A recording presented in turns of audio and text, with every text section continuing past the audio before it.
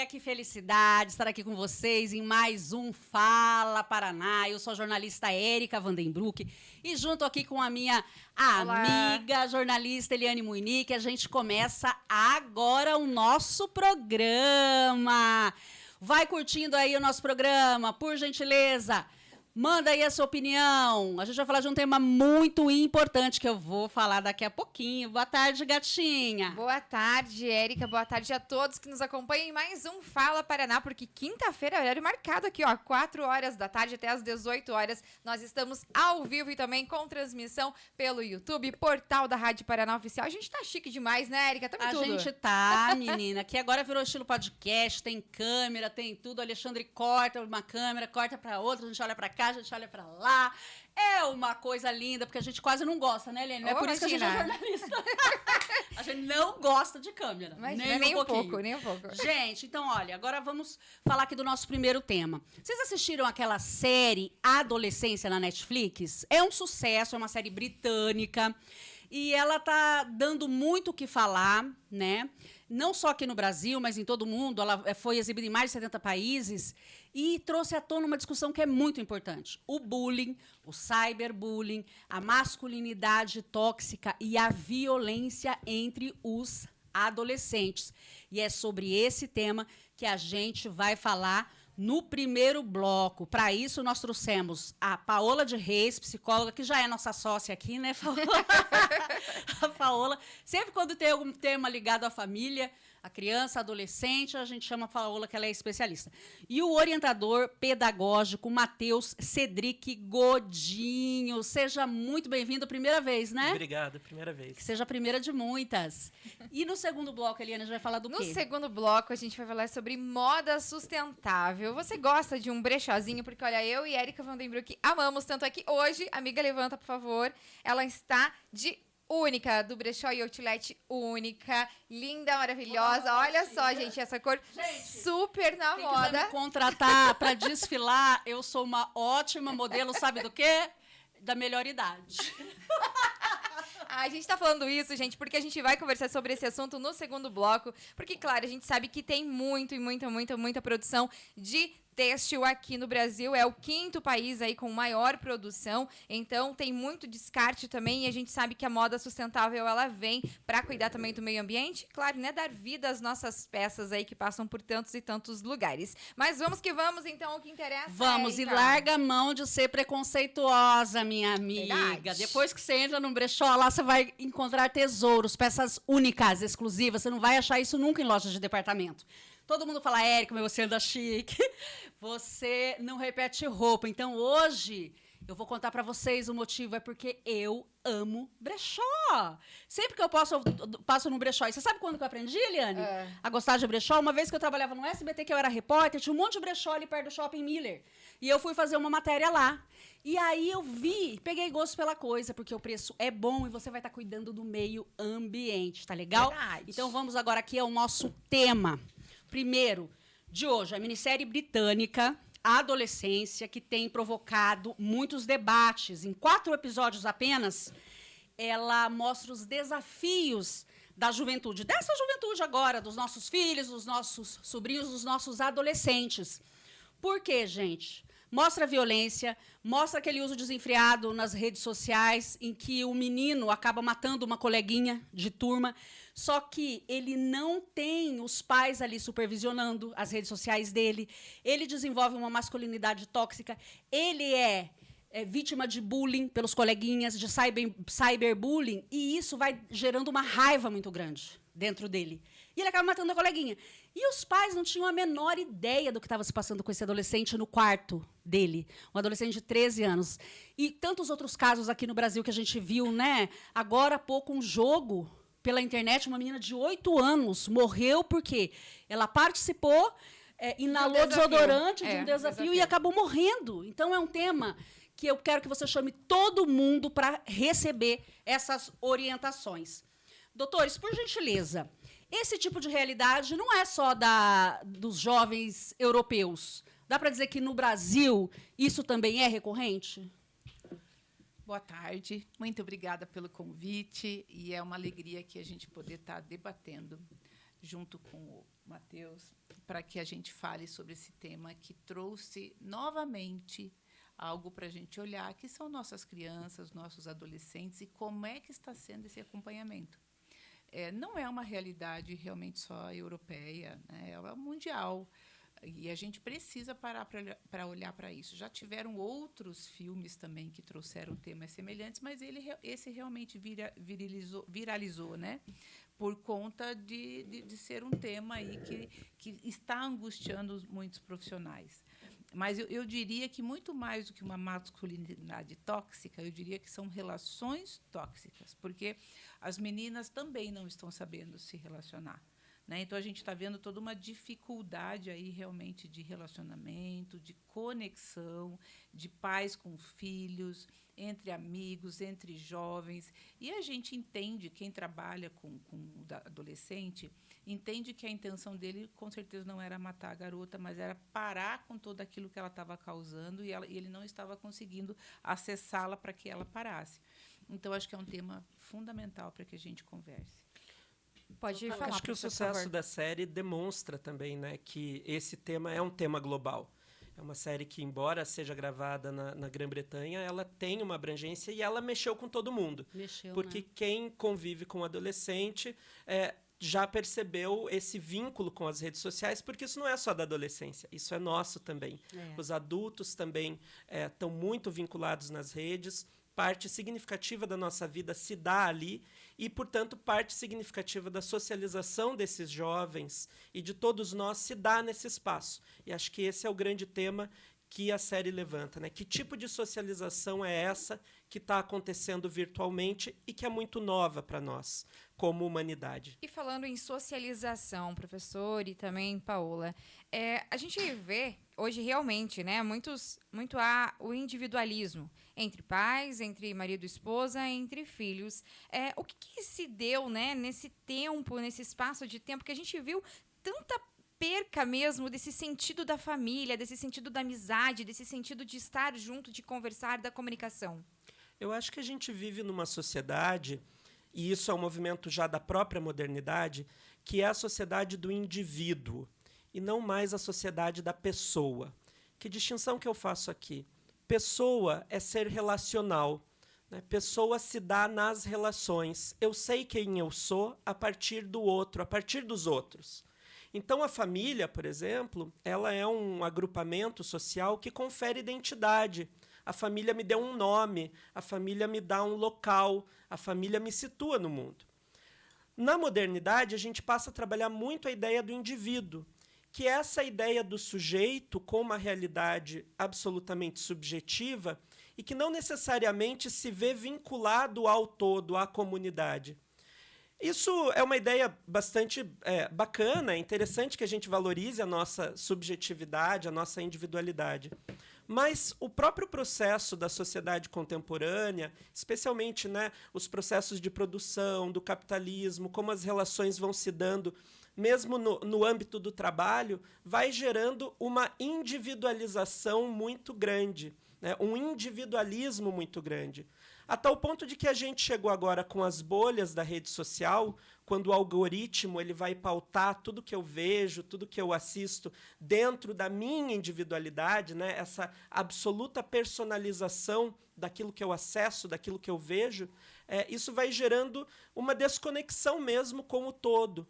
E a gente vai perdendo esses vínculos mais institucionais, esses vínculos mais intensos com a comunidade ao nosso redor, seja ela familiar, seja a sociedade, o país que a gente está inserido. Então, acho que esse é um movimento de época, é um contexto que a gente vive, que vai nos jogando nas nossas bolhas e vai nos ensimesmando, né? Vai nos tornando cada vez mais individuais. Até só fazendo um adendo aqui, parece que tudo aquilo que está na rede social é mais interessante do que aquilo que está ao vivo, né? E é isso que o professor falou, porque eles estão colocando pra gente tudo aquilo que interessa. E talvez aquilo que o pai, que a mãe, que o irmão falam não interessa. Eles sabem tudo da nossa vida das redes sociais, entendeu?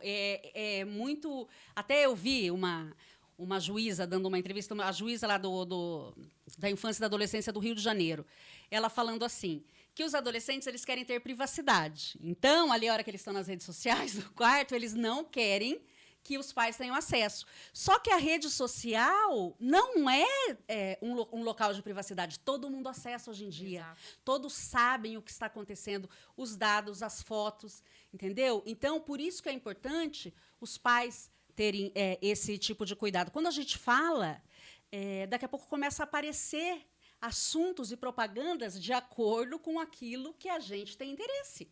Então, até isso eles controlam para vender. A gente precisa tomar muito cuidado, inclusive com o que a gente fala hoje em dia. Porque a gente é vigiado, minha gente, o tempo inteiro. Você imagina, nós que somos adultos, um adolescente, né, um pré-adolescente, que são pessoas, são crianças, são ingênuos ainda, né? Não tem essa percepção da realidade. Agora, eu gostaria de saber, para explicar para os nossos ouvintes, o que seria o bullying, o que seria o cyberbullying, né, que são os temas abordados, e o que é essa masculinidade tóxica e essa feminilidade também que a senhora falou tóxica. Então, a gente pode também, só voltando um pouquinho sobre o que vocês vinham falando ali anteriormente, que o professor também falou e colocou isso muito bem. Acho que é importante a gente pensar sobre algo que está faltando para todos nós. Antigamente, a gente tinha algo muito sólido, muito organizado, que eram as instituições que eu participava, os sistemas que eu participava, a minha família, o meu grupo, a minha rede de vivência, que às vezes era ali na minha quadra, o meu clube, a minha escola. E, hoje em dia, isso ficou muito aberto. Então, hoje, a gente precisa resgatar com os pais quais são os valores da nossa família. Quando o meu filho se tornar alguém adulto, o que é que eu, como pai, ou como adulto, ou um professor, ou uma escola, ou uma empresa, o que eu preciso passar para que esse jovem entenda como um valor que ele também vai representar? Porque nós precisamos, e é fundamental, dentro dessa questão de sermos pessoas de relacionamento, e a gente se desenvolve nas relações, a gente pensar em algo importantíssimo, que é o sentimento de pertencimento. Então, mesmo que ele esteja numa rede social, dentro de casa, no quarto, o sentimento de pertencimento, esse exemplo dessa garotinha de 8 anos, ele é um movimento de pertencimento. Eu vou fazer aquilo que as pessoas estão dizendo que é para eu ser aceita. Porque eu vou ser aceita. Dentro do grupo. Eu tenho um lugar de aceitação. Então, a psicologia sempre estudou isso. Quando o jovem, a gente fala que na adolescência é o nosso segundo nascimento, que é o nosso nascimento para a vida social.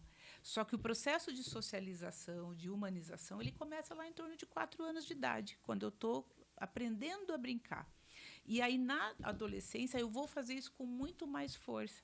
É potencializado, porque é como se eu me descolasse da minha família e eu vou encontrar com outras pessoas. Isso a gente não tem mais na vivência, quase, né? A gente tem isso na rede social.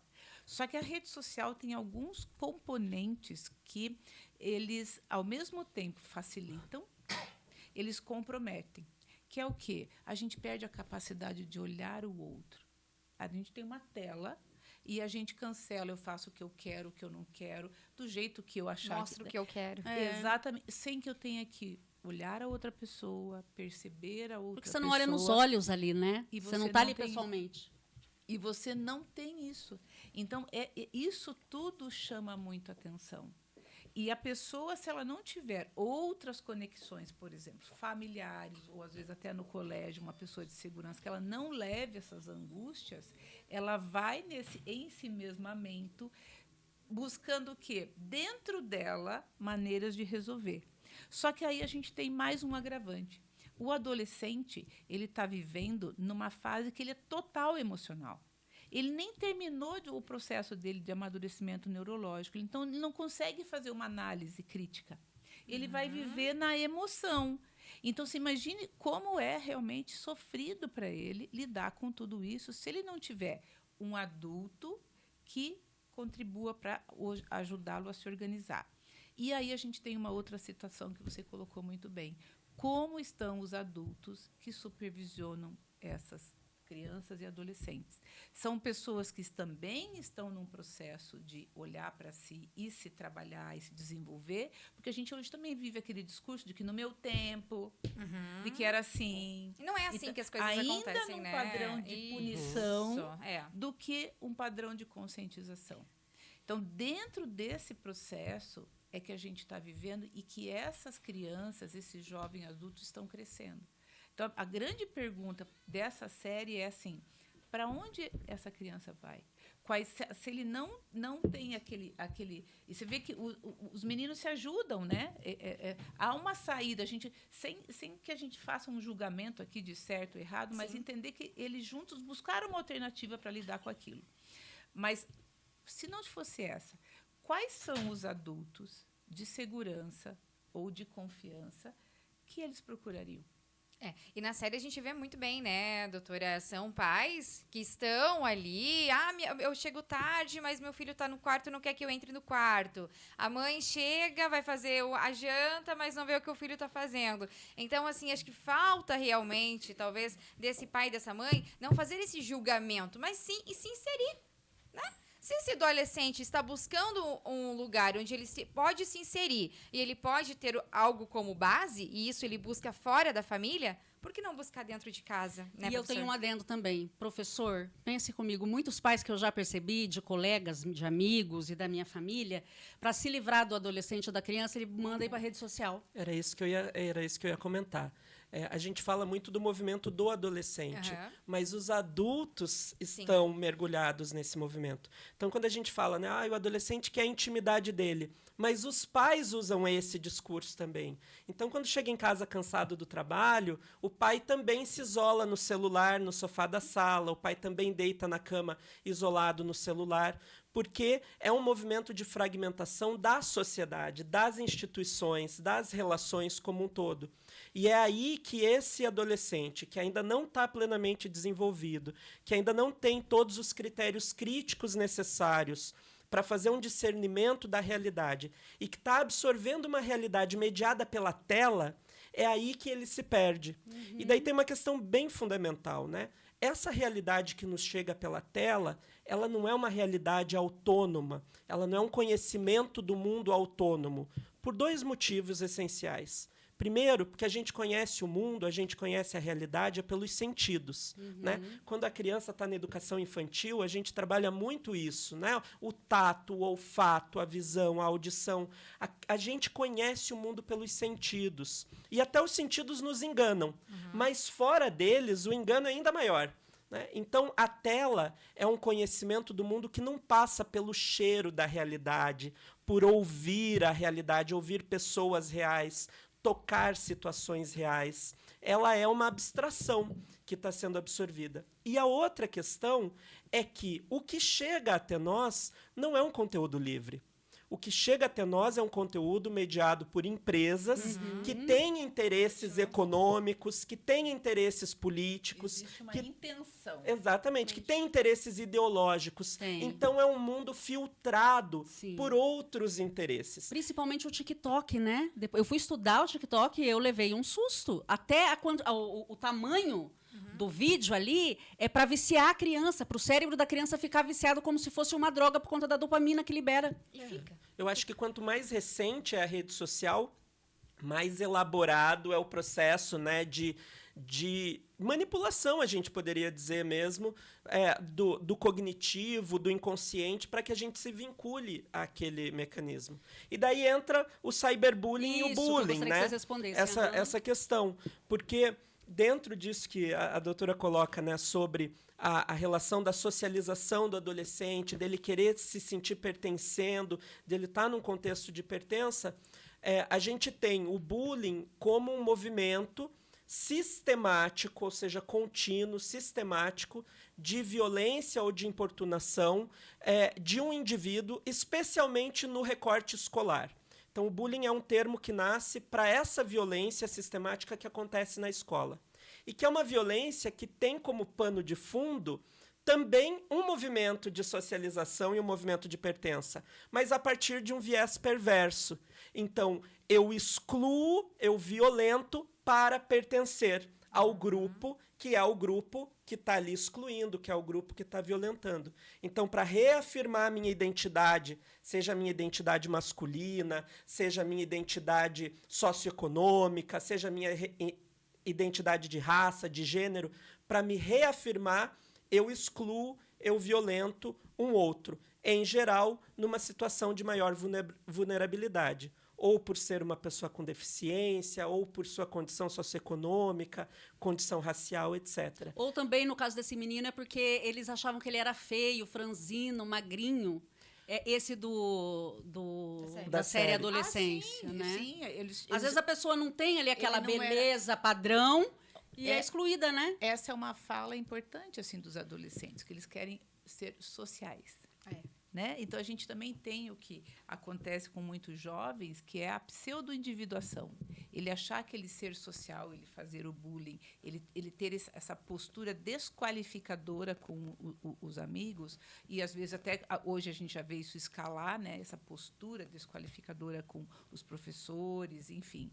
É uma postura de achar que essa pessoa ela é social, todo mundo vai olhar para ela, que é um grande engano do que ele está construindo sobre ele mesmo. Então, isso do bullying, Érica, que você pergunta, e o professor colocou, brilhante, né? Brilhante. Essa questão da escola, é entender que ali já é um lugar onde essa pessoa vem experimentando isso.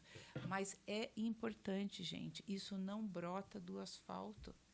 Essa criança, via de regra, ela vai trazer algo de dentro de casa.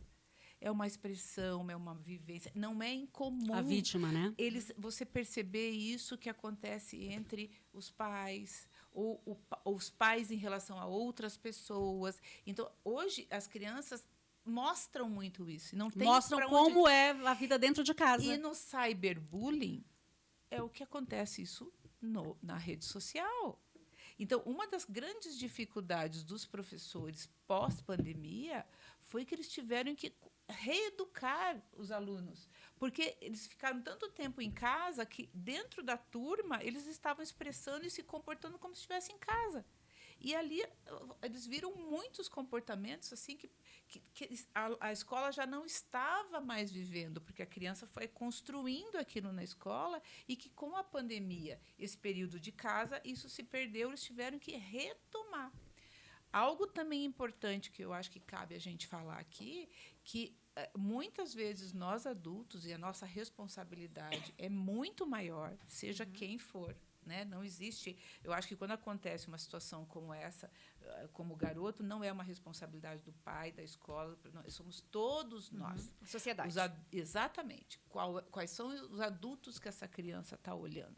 Então, algo que é importante, que eu acho que é um equívoco, é assim: informação não é conhecimento nem sabedoria. Porque as crianças têm toda a informação. Eles recebem um monte de informação. Eles abrem ali, vem um monte. Agora, como que ele organiza isso para a vida dele? Como que ele vai lidar? Desenvolver esse senso crítico ali, e né? E aí vem a minha pergunta, que está todo mundo falando dessa série, ela realmente impactou, é algo que está acontecendo, inclusive tem uma entrevista, né, com o diretor, que também é o ator, o pai do menino, né? Ele é sensacional. Ele é maravilhoso. E ele fala que ele percebeu em situações diferentes. Mas aí eu falo assim, quais famílias ou quais escolas, professor, que realmente reuniu seus alunos? Ou reuniu seus filhos, eu quero conversar com vocês sobre isso. Vamos assistir. Na minha época tinha muito isso. A gente assistia e depois os professores comentavam, eles ensinavam, falavam sobre o que estava sendo abordado, eles pediam uma redação, entendeu? Para a gente falar aquilo que a gente aquilo que a gente entendeu, do que era certo, do que era errado. Eu não sei como que é hoje em dia, né? Porque já faz tempo, né, que eu passei por essa fase. Mas na minha época era assim. É uma família que fala assim: como que vocês estão vendo isso? Porque às vezes você não é uma surpresa dizer assim, mas isso é a coisa mais normal. Aquilo já vai para uma banalização mesmo. E a gente trazer isso, porque a gente está falando, todo mundo falando, em todos os lugares, a gente está aqui, Sim. É muito importante que seja feito isso. Mas quais famílias que se reuniram? E daí a gente volta para o papel das instituições, né? Que, numa linguagem mais contemporânea, eu chamaria de comunidade, das comunidades. O quanto o conhecimento, que é essa informação trabalhada, essa informação contextualizada, ele se dá por meio das relações que são comunitárias. Então, de fato, informação não é conhecimento, porque só vai ser conhecimento quando aquilo sair do indivíduo e for partilhado no âmbito da comunidade, mediado pela sabedoria histórica dos mais velhos, mediado pela sabedoria daqueles que têm outros contextos, outros olhares sobre a vida, porque é assim que a gente constitui conhecimento. É verdade. E nesse lugar, eu acho que, e daí faria uma crítica, é a única crítica que eu tenho feito à série, que é o papel da escola nesse processo, porque a série ela é muito assertiva quando ela mostra o diálogo dos pais, ela é muito assertiva naquele diálogo entre o policial e o próprio filho, né? Ele é psicóloga, né? Sim. Exatamente, Não, a psicóloga, questão da Sensacional psicóloga. aquela Então, a parte. série é muito delicada e muito assertiva. Mas eu acho que ela peca um pouco quando ela torna a escola uma caricatura muito grande, né? Porque a escola parece um lugar assim que não tem salvação na série, né? Nossa, Uma bagunça uma bagunça completa. completa. Os profissionais estão confusos, eles não sabem o que fazer. E E nem claro, como orientar, né? Os próprios Exatamente. colegas de classe. exatamente. E claro, nós temos escolas e escolas no mundo, no Sim. Brasil, realidades muito distintas. Mas como educador, eu diria que ainda a escola é um espaço onde muitas revelações espontâneas de violência acontecem, onde muitos adolescentes se sentem acolhidos e eles vão conversar com o professor, com o Muitas vezes orientador a confiança, escola pedagógico. é a primeira, né? A primeira escola- fase ali que a criança tá ali exatamente. pra conversar. É o primeiro lugar, inclusive, que percebe movimentos de Sim. violência contra o estudante e do estudante em relação a outros. A escola, geralmente, é o espaço que alerta a família. É verdade. Que a família não está conseguindo ver determinados comportamentos que são relevantes na Esses vida do dias, filho. só fazendo um adendo, teve a história de uma menina que ela era estuprada uma criança, que ela era estuprada pelo pai e pelo avô. A mãe morreu e daí ela foi morar com o pai. E foi na escola que ela teve coragem de contar para uma professora. Certo? Aí a polícia foi lá, investigou, prendeu, tirou, o conselho tutelar tirou a criança deles. Então, assim, só reforçando que o que você está falando realmente é muito valioso. Então, eu acho que com todas as fragilidades dessa instituição, com todas as fragilidades da educação como um todo, no Brasil e no mundo, e são muitas, a gente ainda precisa acreditar na escola. Porque acreditar na escola é acreditar nessa comunidade comprometida com a formação dos adolescentes, essa comunidade que educa. Porque, inclusive, a parceria da família e a sociedade que acredita na escola faz uma escola melhor, faz uma escola mais forte, uma escola que tem autonomia para caminhar, para educar, para formar e para discutir esses temas, para chamar esses jovens em torno de um vídeo, em torno de uma temática e falar assim, tá, e o que a gente está fazendo em relação a isso? Né? Como que a gente está vivendo isso? Então, eu acho que esse é um movimento importante para nós, né, como sociedade. Valorizar a escola tanto quanto a gente está tentando valorizar a família, está tentando Sim. valorizar o Estado, essas instituições que, mesmo em crise, são fundamentais para a nossa organização social. E como... Pode Mas continuar, assim, doutora. trazendo só a questão da série, eu entendi o que o professor traz, mas eu olhei, professor, assim, no meu recorte, né?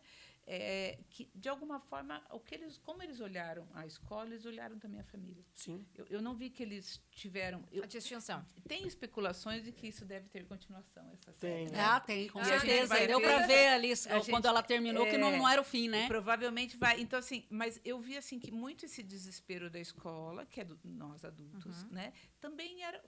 O que acontece é que no quarto episódio aparece aquela postura do pai e o menino diante da mudança, então, do depoimento em que ele vai Sim. assumir. Mas aí eu acho que vem também, deve vir outras coisas, né? Para que a gente possa pensar também como instituição, como família. Porque ali apareceu assim toda a falência mesmo de como Das instituições, vem né? sendo instituído o mundo adulto. Como o adulto está vendo a evolução de tudo isso. Como o adulto está muito preso nas suas referências e não está conseguindo olhar a realidade. Porque a gente vai buscar em outros temas. A gente tem acho que em 2011 saiu um filme falando precisamos falar sobre Kevin. Ele falava também, só que ele ali tem um quadro de psicopatia, mas também era importante conversar sobre isso. A gente teve um tempo atrás que saiu uma série falando os 13 porquês, baseados num livro, onde a menina relata o que levou ela ao suicídio. A gente teve um outro movimento chamado Baleia Azul, onde as pessoas... Então, assim, a gente tem muita coisa. Sempre tem algo. A questão é... Eu lembro que quando essa questão dos 13 porquês, professora, a primeira coisa que eu fiz foi chegar em casa e chamar meus filhos.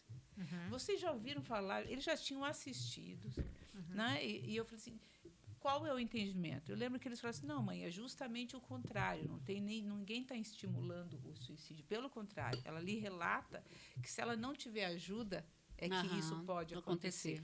Mas é um alerta, né? Só que, às vezes, eu percebo que as pessoas têm medo, como se eu falar disso, eu vou incentivar. Não, é justamente o contrário.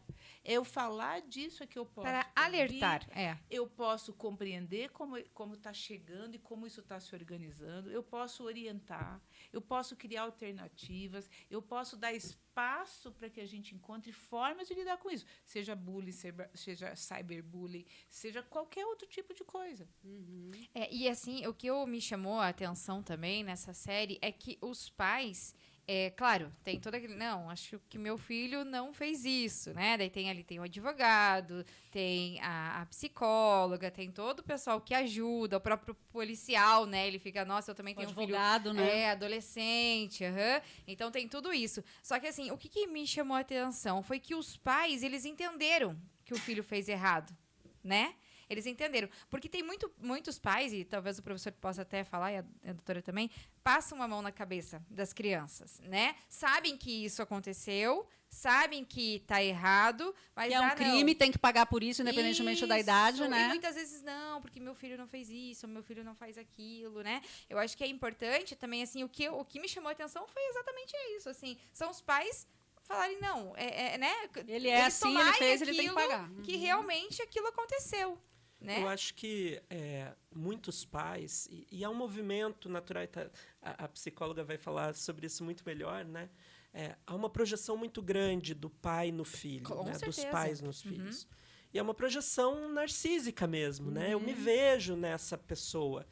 E esse movimento da transição da adolescência, em que esse indivíduo começa a assumir uma identidade que é muito mais própria, e ele vai estabelecendo alguns referenciais que não necessariamente dialogam com os da família, é um movimento muito desafiador também para os pais, porque é um movimento que acaba rompendo um pouco com essas projeções. Né? Porque eu começo a olhar para esse sujeito e eu vejo que é um outro ser humano, é uma outra pessoa, com outros gostos, com outros valores, muitas vezes. E uma outra geração também, né? Isso com outra percepção de mundo, outra percepção de mundo. E acho que esse movimento é um movimento que precisa ser também acompanhado com muita gentileza, com muita paciência, com muito suporte por parte da escola, por parte da igreja, dos grupos que essa família está inserida, para que também os pais consigam fazer essa transição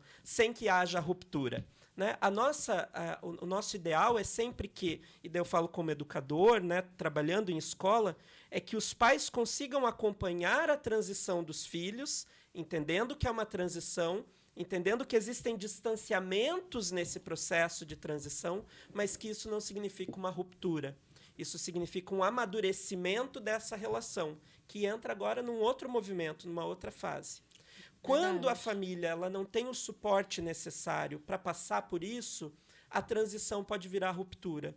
E daí você vê os pais que realmente perdem de vista quem é aquele ser humano que está com eles, quem é aquele sujeito. Filho, né? E isso é o que muitas vezes causa o choque, né? Quando a ficha tem que cair e você percebe assim, puxa, foi o meu filho quem fez isso. Como que eu não vi esses comportamentos, esses sinais, né? Como que eu não percebi? Porque é isso que que me chamou a atenção na série também. Como que esses pais não viram o que estava acontecendo com essa criança, até para dar uma ajuda, para conversar, porque é aquilo que você falou, Paola.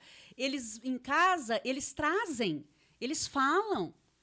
né? Eles mudam o sinais, Na comportamento. verdade, você vê o quanto em casa o menino acabou expressando como era em casa. Aquele pai sofrido também, que não falava Sim. nada. A mãe sofrida, que também não falava nada. Né?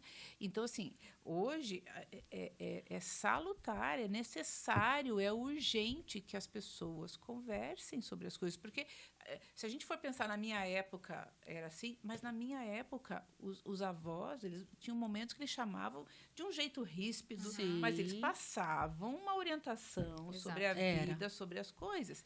E o principal, que eu acho que dentro até do que o professor fala, e eu percebo isso, é a dificuldade dos pais de lidarem com a própria frustração, de ver o filho lidar com a frustração.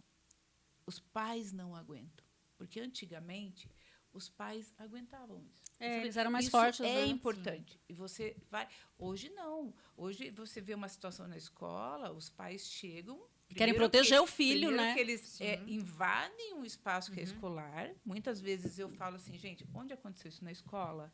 A escola É que tem autoridade para resolver. Tem autoridade, vai chamar e vai orientar, mas começa na escola.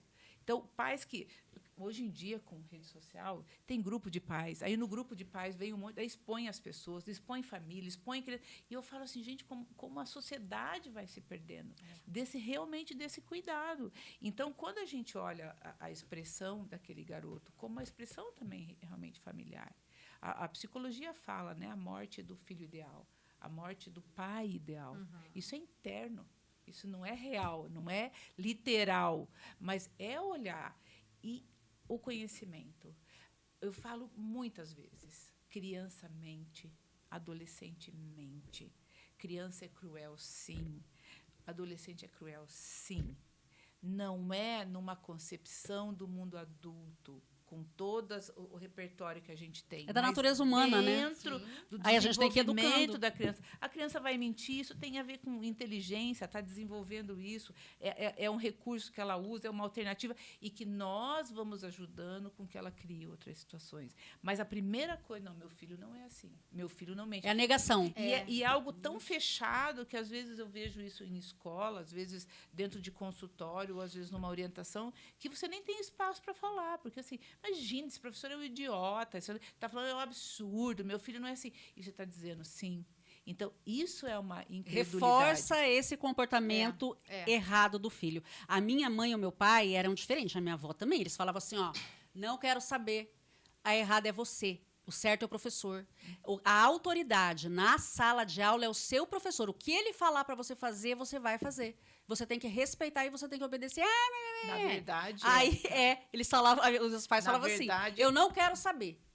Meu pai era bem severo, assim, ó. Se vier alguma reclamação sua, eu vou ficar do lado da escola. Na verdade, eu penso que a gente precisa resgatar uma questão desse respeito com o professor. Sim. Ele é uma figura de autoridade Com certeza. aonde quer que esteja. Você pode estar tomando banho de mar ao lado do seu professor. Ele é um continua professor. sendo seu professor. Aham. Porque eu já tive caso de adolescente de dizer assim, não, dentro da sala de aula eu respeito, mas lá fora, não. Não, eu Você sempre tá respeitei meus professores você até está- hoje. Você está equivocado. Então, e isso são resgates que a gente precisa fazer. Que era da nossa época, era assim, né? Eu acho que a gente, como sociedade, migrou, né, de um discurso que está muito baseado na autoridade para relações mais pautadas no diálogo. E isso é muito bom. O reconhecimento da dignidade do outro, o reconhecimento de que a criança, o adolescente também tem algo a dizer e a contribuir, isso é muito positivo. Mas isso não significa que a voz do adulto ela fique ou ela tenha que ser calada no processo. Sim, né? mas com respeito, né? Exatamente. Ele pode argumentar, mas de uma forma respeitosa com o professor. Ele pode discordar, né? Mas de uma forma respeitosa o aluno. E eu acho que o bonito da escola é que a escola não é o espaço do meu filho. A escola é o espaço dos nossos filhos. A escola é um espaço que nos lembra que todas as crianças, de alguma forma, são nossas. Todas as crianças estão sob nossa responsabilidade como adultos. Existe um provérbio africano que fala, né, é preciso uma aldeia inteira para educar uma criança. E, de fato, as comunidades tradicionais, os povos tradicionais, e até muitos de nós, dos nossos pais, avós que foram criados no campo, né, na zona rural, tinham essa rede de adultos que era uma rede formativa, que era uma rede educativa, e que, por isso, era uma rede de muita reverência, de muito respeito. Sim. Né? Não é só o pai e a mãe. Eram os tios, né? São os tios, são os vizinhos. Pais, os vizinhos que eram os pais dos amigos, Sim, os adultos. Os adultos, né? Então, a sociedade é responsável por cuidar dessas crianças. Então, quando eu vou discutir um tema de algo que aconteceu com o meu filho na escola, quando eu vou discutir algo que aconteceu com um aluno, não aconteceu só com um. Não aconteceu só com o meu, aconteceu com o nosso. Com certeza, se está sendo Todas aquelas abordado, crianças estão também sob minha responsabilidade, precisam de cuidado e precisam de olhar, ainda que a atitude delas seja em si reprovável. Mas elas estão num contexto, essa reprovação, ela é uma reprovação em busca de um amadurecimento e não em busca da punição simplesmente, né? Mas do desenvolvimento, do crescimento desse indivíduo que não está pronto ainda para enfrentar todos os desafios da vida. E, na verdade, assim, quem de nós está, né, pronto para enfrentar todos os desafios da vida? A gente também está aprendendo o tempo todo. Sim. E, por isso, é nesse espírito que a gente vai mediando esses conflitos e essas relações que vão se dando na escola, porque é o primeiro espaço de socialização deles fora da família. Eu tenho mais uma pergunta em relação à série. Ele praticava essa masculinidade tóxica e a menina também. Por quê? Ela começou a mandar nos grupos, ou para um dos meninos, fotos de nude. E isso acontece muito, né? Inclusive aqui, enfim, acho que em qualquer país do mundo. E aí, esse menino expôs essa foto. Acho que num WhatsApp ali de todos os colegas do grupo. E o menino que acabou matando ela, ele se sentiu doído por ela. E ele quis defendê-la. E ao invés dela aceitar, ela o agrediu verbalmente. Né? E aí ele ficou com raiva por conta disso. Eu queria que vocês falassem a respeito desse tema. A grande questão é a nossa labilidade emocional. Né? A criança, o adolescente, ele não sabe realmente lidar com tudo isso. E ele realmente teve ali um movimento, primeiro que ele gostou dela. Ele se interessou por ela. Ele pensou que uma das formas, inclusive, de se aproximar era protegendo, que de repente ela olhasse para ele. E quando ela percebeu que quando ele percebeu que ela também não fazia isso por ele, que foi nascendo esse olhar de realmente de rejeição, de dor. Então, o que a gente fala, eu falo que existe o impulso e a ação. Todos nós temos isso. Quanto mais a gente tem um período de reflexão, né, mais alternativas eu posso ter, menos reatividade. Então, o que a gente está fazendo aqui, conversando, é ampliando essa possibilidade de reflexão. Então, o adolescente ele não vai ter isso se ele não tiver com quem conversar. E a maneira como a menina fez, porque daí ela acabou fazendo do mesmo jeito. Ela começou a expor ele também. Publicamente nas redes sociais. E ela não só fazendo isso, como em posts onde ficava público ali o que ela fazia. E ele realmente não soube lidar com isso. Denigrindo a imagem dele, tadinho, ele não conseguiu lidar com isso. Né? E ele tentou falar com ela, porque o movimento dele foi até ela. E não conseguiu. Então, é um conjunto... Esse ódio vem dessa rejeição, então. A raiva é da rejeição. Por isso que, assim, quando as pessoas falaram, Érica e Helene, da masculinidade tóxica, eu cuido muito com isso. Eu acho que, assim, é falar muito da dificuldade do adulto lidar com as suas emoções. Para que a gente eduque, para que a gente forme alguém, existe um processo anterior que é comigo mesmo. Né? Então, não existe, não é meu filho, ou eu não tive filhos. Não. Uma das funções do adulto é que ele possibilite o desenvolvimento de outros adultos saudáveis, maduros, responsáveis para a nossa sociedade. Então, assim, não existe isso. Em qualquer lugar, enquanto adulto, nós temos essa função. E isso é uma função social. O fato é que quando você olha ali, você vê os adolescentes se debatendo com tudo aquilo, com uma gama de emoções. O próprio filho do policial ali também. E o policial também não sabia de nada. E não tem essa noção. Não tinha noção nenhuma. Porque não há uma conexão. A gente não acompanha Os filhos, o que está acontecendo.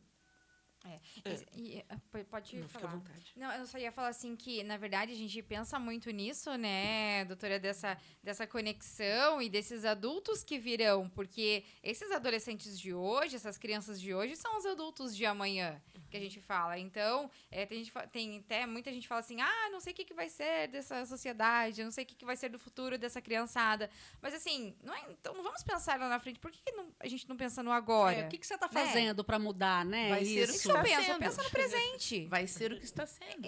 Isso. Né? Não, mas e que seja daí de uma maneira, né, correta. Eu acho que essa questão, né, da masculinidade, da questão de gênero que surge na série, ela está ligada àquilo que eu falei do início, né? Uma leitura de mundo que é mediada pelas telas. Então, o movimento da adolescência, o momento de vida, é um movimento de descoberta do outro.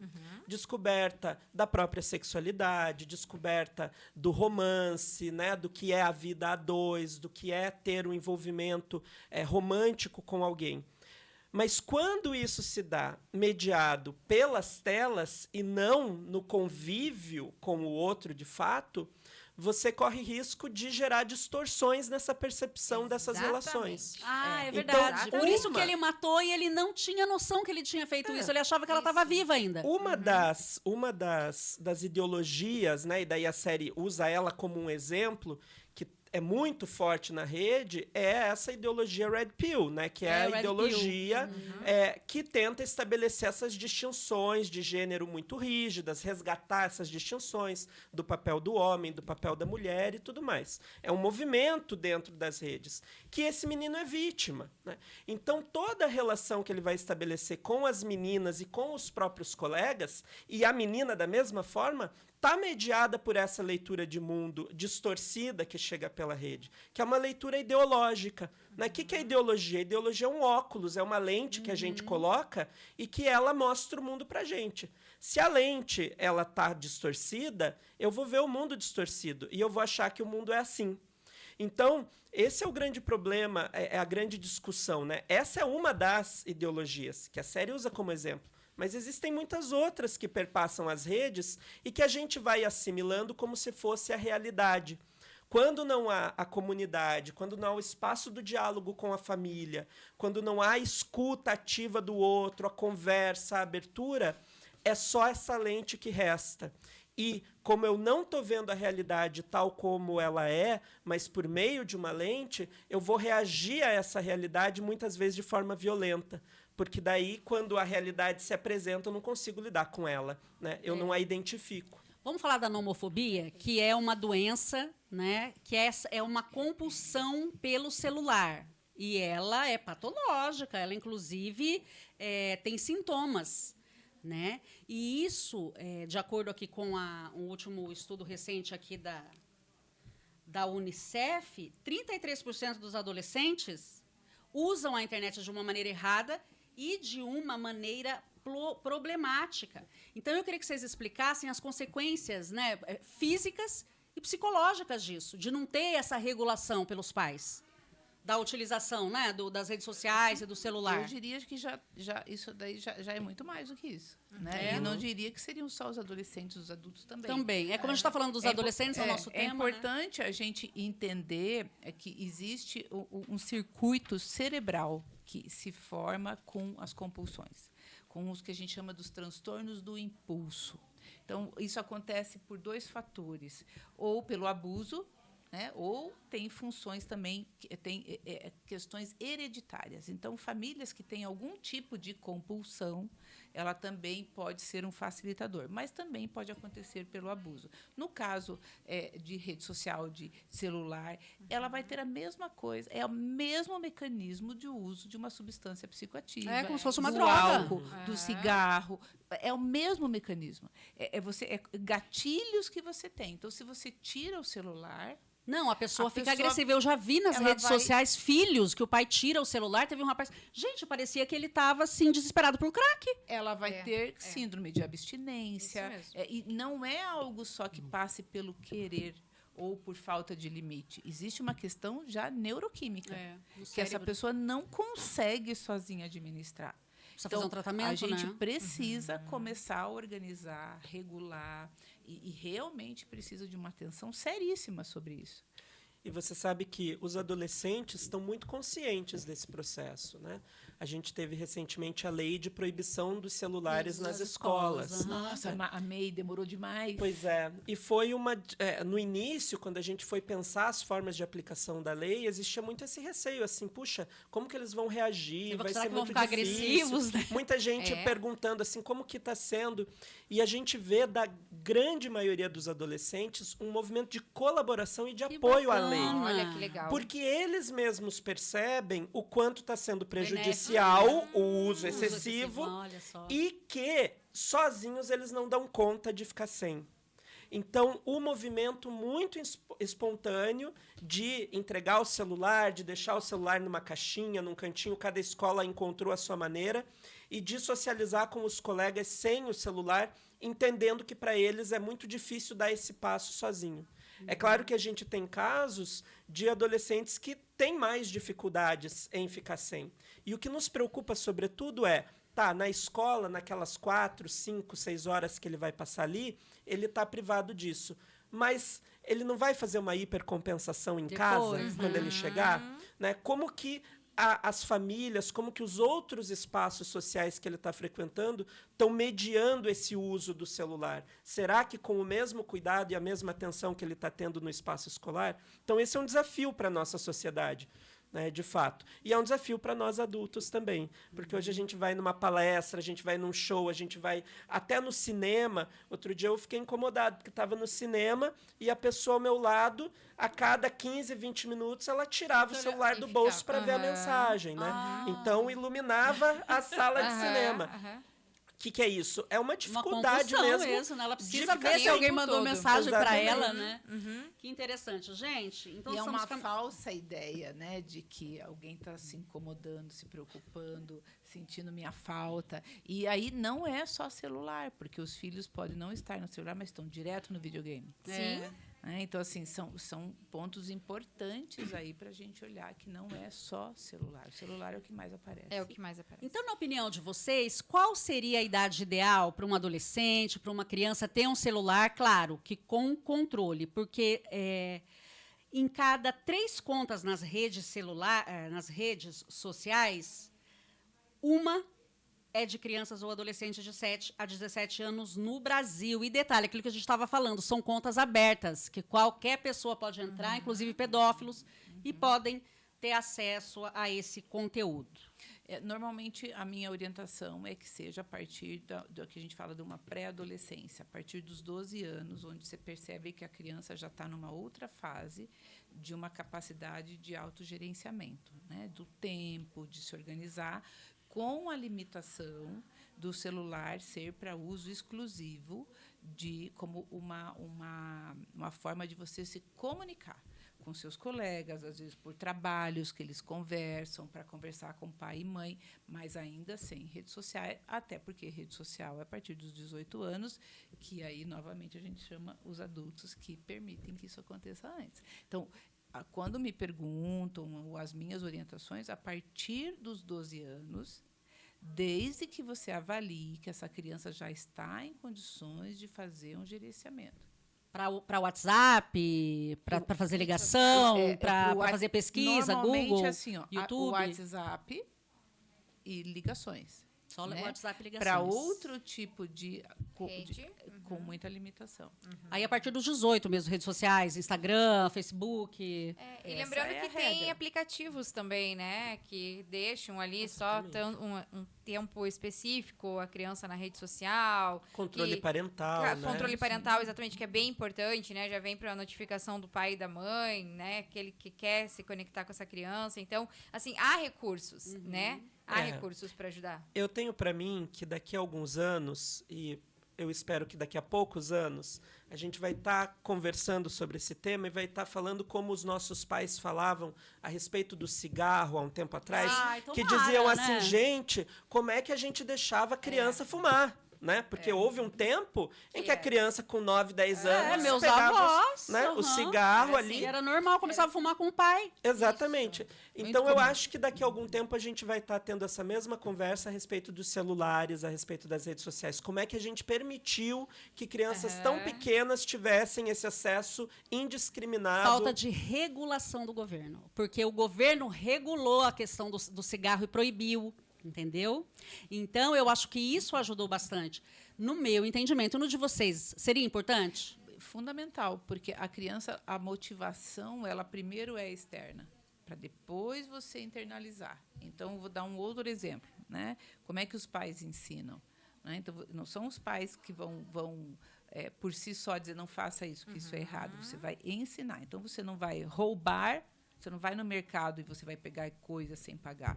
Porque você tem uma punição, O seja porquê, né? uma lei, Porquê. então, você vai trazer para eles um repertório externo. Das consequências. Né? Com o tempo, a pessoa vai internalizando isso, para que numa vida adulta, num jovem adulto, ele não faz isso, não é mais porque precisa de um fator externo para que contenha. Não, porque isso passou a ser um valor meu. É, sim. Mas a criança e o adolescente não têm isso ainda. Então, nós precisamos regulamentar. Essa é a minha opinião. Excelente. E para finalizar, então, uma mensagem, né, para os pais, para as mães, para os docentes, né, também que tem aí que lidam com crianças diariamente, principalmente nessa faixa da adolescência que foi o nosso tema principal. Gostaria que vocês deixassem então uma mensagem mais assim daquilo que pode ser feito, que é objetivo e que pode ajudar. A gente sabe que tudo leva um processo, tudo leva um tempo, mas o que pode ajudar de antemão essas pessoas? Em 1 minuto. Eu acho que a gente precisa entender que quando o filho está com a porta do quarto fechada, ele está com uma janela para o universo aberta. Porque a internet hoje é uma janela aberta para todo tipo de realidade. Então, o medo da violência não pode ser só o medo da violência urbana, a violência física das ruas. Ele precisa ser, sobretudo, o medo dessa violência que ocorre na internet, no espaço digital. E para a gente alcançar isso, para a gente caminhar junto desse adolescente, a gente precisa gastar tempo com ele. A gente precisa conversar com esse filho, com essa filha. A gente precisa estar próximo, sem grandes moralismos, sem punitivismo, com muito afeto, com muito carinho, mas se mostrando próximo, transmitindo a ele a segurança de que você talvez não tenha todas as respostas, mas você está ali para acompanhá-lo em todas as perguntas que ele tiver. Perfeito, Paula. Primeiro, agradecer esse momento, porque vocês trazem essa reflexão, isso é importante. Eu sempre falo que você ter um filho é algo simples. Agora, você decidir ser pai ou decidir ser mãe é uma função para a tua vida inteira. Exato. E você precisa buscar compreensão, conhecimento. Então, eu sou mentora da Escola de Pais e um dos objetivos é esse, você entender o que está acontecendo na vida de uma criança de determinada idade, do adolescente, tanto do ponto de vista mental, emocional, neuroquímico, social, e, a partir disso, você se aproximar. E tudo o que eles precisam é, como o professor falou, conexão. Nenhuma geração precisou tanto desse olhar de conexão como eles precisam agora. Se você tiver isso, né, com o seu filho, com o colega do seu filho, entender a nossa responsabilidade como adulto, você vai ter mais muitas possibilidades de contribuição para que ele se desenvolva de uma forma saudável, responsável e possa aí contribuir daqui a pouco com a sociedade. Maravilhosa, tá vendo, minha gente? Olha aí, ó, você tá com esse problema, pai, mãe, você é adolescente? Olha aqui, a Paola pode ajudar, porque ela é mentora da Escola de Pais, né? Escola de Pais. Como é que as pessoas podem entrar em contato com você? Pode entrar em contato pelo meu Instagram, né? Paola Reis, _psicologia. E aí ali vocês têm as orientações e daí também tem meu contato, que a gente pode, a partir daí, fazer todo um trabalho. Legal. O senhor trabalha no Professor? Colégio Marista. Isso. Colégio Marista Santa Maria, em Curitiba. Que meus, bacana. Meus filhos estudaram lá. Olha aí, É. viu? Só. Quais são as redes sociais? Também para conhecer um pouquinho mais da escola, professor? Marista Santa Maria, no Instagram. E agora a gente está celebrando os 100 anos da escola, então também tem o Instagram do Centenário, 100 anos do Santa. Que legal. bacana. E seu professor, né? Se alguém também quiser tirar algumas dúvidas aqui também com o senhor. Pode mandar um e-mail, mateus.godinho@maristabrasil.org. É Matheus com TH? Mateus com TH. Tá certo. Muito obrigada pela participação. Foi Obrigada, maravilhosa. obrigada, Eu fiquei obrigada. muito feliz, assim. Foi Riquíssimo acima esse da assunto. média. Riquíssimo. Obrigado pela Obrigada, oportunidade. Obrigada. É isso aí. Vocês fiquem aqui com a gente, porque daqui a pouquinho tem mais e a gente fala sobre moda.